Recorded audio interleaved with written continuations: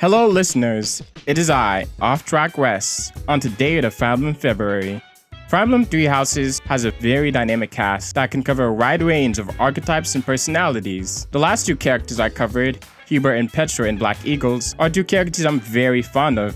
Hubert for his interesting portrayal of the archetype he belongs into, and honestly, because he has the same voice as Pancake Lord Sketchy Akechi.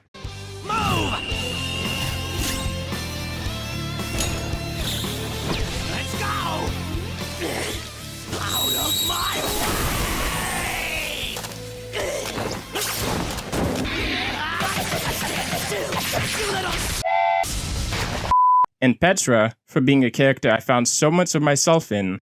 Today we're going to be talking about Prepare yourself! Ingrid Brandi Galate from the Blue Lions, who like Hubert takes an ideal we're so used to seeing in Fire Emblem, Chivalry, with her character taking a hard look at it. Revisiting Ingrid for the purposes of this video has left me with mixed feelings, but overall I hope I can make a fair assessment of her. Let's start with the good. Ingrid, like a lot of her members in the Blue Lions, grew up under the culture of Fargus that places chivalry and devotion to the king above all. Among all of her peers in the Blue Lions, Ingrid is very representative of someone completely bought into that culture.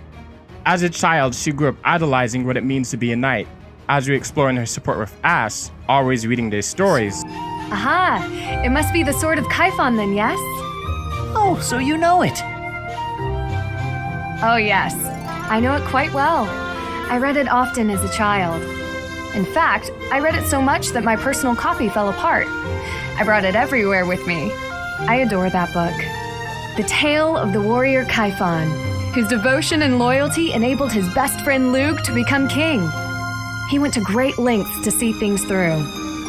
Exactly. I love the image of him charging forward into the fray, ready to take on any obstacle in the name of his king.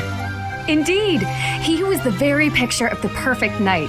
She firmly wants to be a knight that upholds the loyalty towards the king, the strength to fight for one's homelands, and the willingness to put your life on the line for others. However, a recurring theme in the Blue Lions, alongside the culture of chivalry, is exploring the consequences of it. Prior to the events in the tragedy of Duscur, Ingrid, at the age of 13, which is pretty weird, had been engaged to Glenn, Felix's older brother. In that tragedy, he died protecting Dimitri, something that led her to fall in a deep depression, and grief she still isn't over when she enters Garrick Mach Monastery. Glenn used to make light of getting hurt too. Then one day, he got more than hurt. Now he's gone. I'm sorry. I was being... You're right. I know what it did to you when he died. It hurt to see you hurt, and not be able to do anything. When you wouldn't even come out of your room to take care of your horse. Nothing affected me the way his passing affected me. Well, I'm happy that you're better. Seeing you out and about helped me relax enough to be able to flirt with girls again. Your predictability is utterly disappointing. When I finally stopped mourning, you know what brought me back? My concern for you. How she processed that grief is something we see in her B's support of Dimitri. At the tragedy of Duscur, I saw countless corpses. Of course, I saw his, too. Glenn's. Ingrid, I doubt you would have been able to see him. They were unable to bring his body back after all. He must have died an agonizing death full of pain and regret. That is what I saw on his face. In that wasteland, there were no beautiful, proud deaths that could have been written about in heroic tales. Not one. I do not want you to die a death like that. Not even for the sake of loyalty or duty. A king must at times order his soldiers and knights to fight and die on his behalf. Their lives must be used for the greater good. This is something any good king understands innately. Any king who doesn't allow people to die on his behalf is too soft to rule well. Where she idolizes Glenn, that boy she once loved, as a perfect knight. Glenn's death. It still doesn't feel real. I always looked up to Glenn. He was the very picture of a perfect knight, noble and virtuous. In the end, he laid down his life, the ultimate sacrifice. I feel proud of him in ways that words can't quantify. She places the ideals of everything she wants to be onto him, even idolizing his death as a noble sacrifice, which is not healthy. When Dimitri rejects this motion, and he'd been there when Glenn died and that's an event that traumatized him, she is vehemently angry because he implies Glenn's death was regrettable and anything other than noble. Though they later reconcile when he expresses his grief around the circumstance. Dimitri makes it clear he doesn't want the people he cares for dying for him under the notion that it's for the greater good. Something Ingrid is very willing to do. The saddest part about that is, in the routes you don't recruit her where she's fighting with Dimitri, that's exactly how she will die. Just like Glenn. Your Highness, I failed you. Ingrid.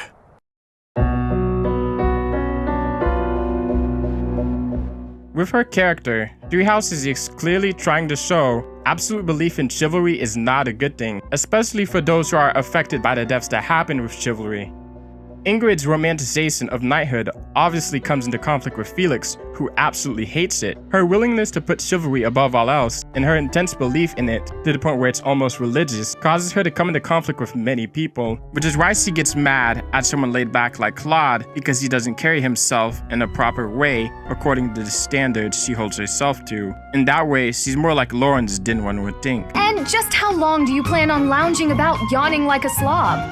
At least lounge in your own quarters.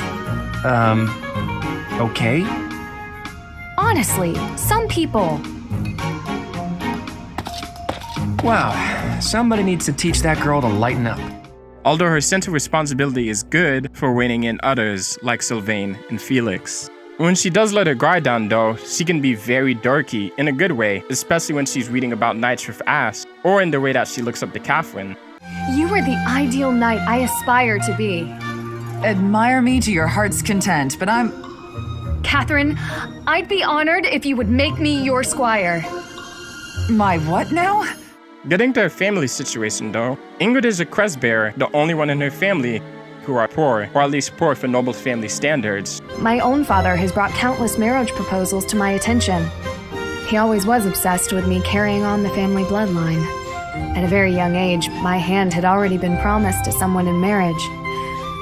But Glenn died young. That must have been difficult for you. Would you have married him if he had survived? That's a good question. It's hard to imagine now. Although I did admire him quite a lot, he held true to the ideals of knighthood, proudly serving the king. Even after all these years, I aspire to be the type of knight that he embodied. But that's just it. I'm not a tool for furthering my family's fortunes. I'm a knight at heart, regardless of what my father desires. Her arranged engagement to Glenn had likely been a way to financially secure her family's future, but with his death, her father is trying to get her married to stabilize their family, essentially using her crest for profit. My dearest daughter, Ingrid. Are you well? I trust that you are behaving yourself and refraining from causing trouble for others. Things on the home front are in order. The marriage proposal for you and the Viscount's son should be prepared soon. Although, I am quite certain there are many superior candidates at Garreg-Mach Monastery. As you know, the very survival of our family is dependent upon whom you marry. You are the only one left in the family who can make things right. We are all counting on you. Do not lose sight of what truly matters. This is incredibly insensitive because she's clearly not over the death of her previous fiancé, as it affects all aspects of her character. She does love her father though, and she says as much, but she feels there's no middle ground between being the person she wants to be and being the person her father is asking her to be.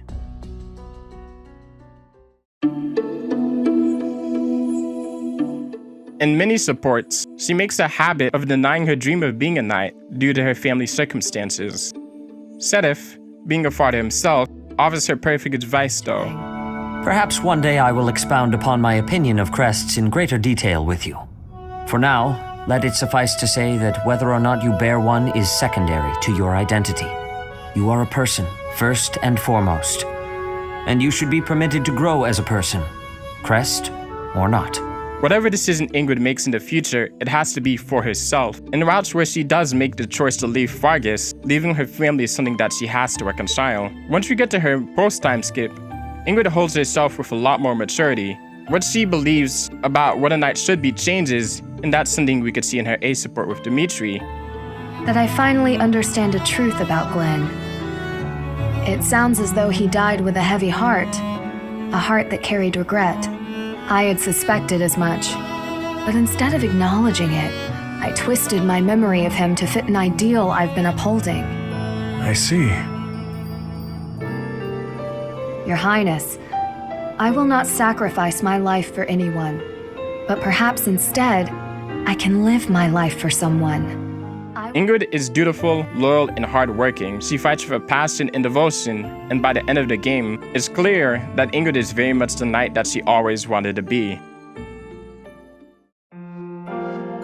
For the bad, let's get this out of the way. I like good writing, I do, and a metric for a good character for me isn't always how likable they are, but how interestingly they're written. Ingrid, though, can be very unlikable and pretty badly written. It gets annoyingly bad. First off, her support with the do is something I take issue with.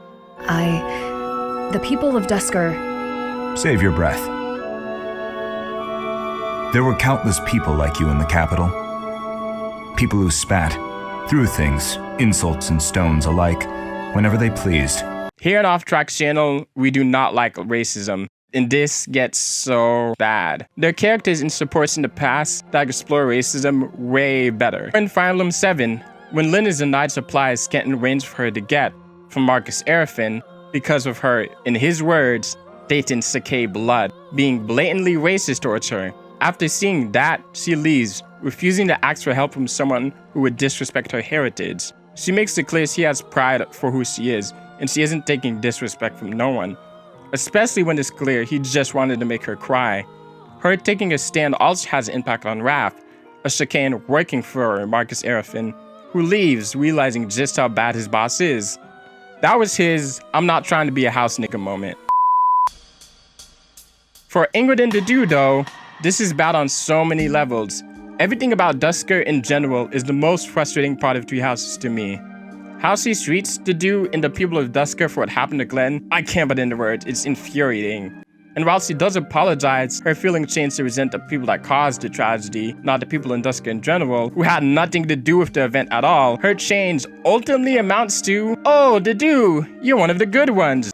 The punishment came swift to your people, and when I heard of the slaughters, well, I thought it was a punishment well earned. I thought the people cruel and heartless, deserving of the tragedy that ultimately befell them. But you're different. You seem nothing like the people of whom I speak. Which is just disgusting. I'll speak more on Dedu in a later video, but to keep it simple, it's just so hard to see that character takes so much abuse. Outside of her Dedu support though, her insistence in how she carries herself becomes very annoying too. She's aggressive and pushy towards others because she's projecting herself in what she believes a knight should be way too much. While I understand she was trying to help Bernadetta, who is a shut-in dealing with depression and trauma for being abused by her father, the last thing she needs is someone bursting down her door when she isn't ready. And in her Claude support, while I do understand it's meant to be comedic, she should be the last person telling Claude who he should be as a leader. Her pushiness and harsh judgment towards others just makes her come off as very close-minded.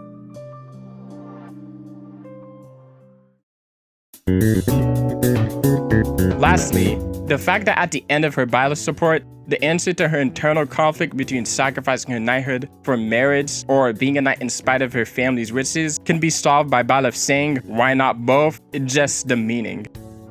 That I have shunned my duty as a noble.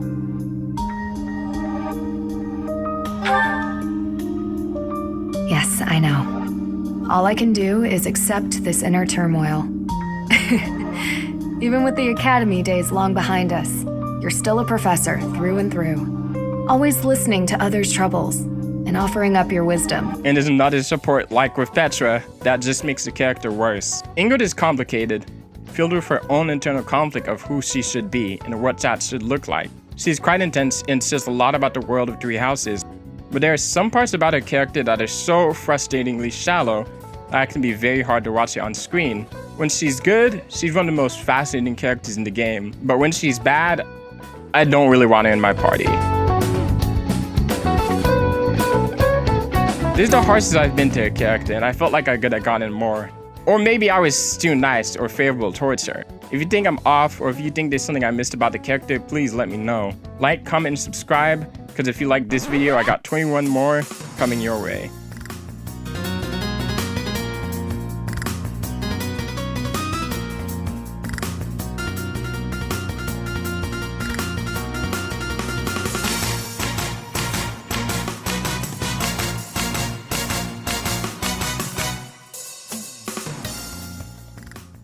His Highness says the tragedy was not the fault of my people, but just like anywhere, there were many different people in Duscur, some very good, and others very bad.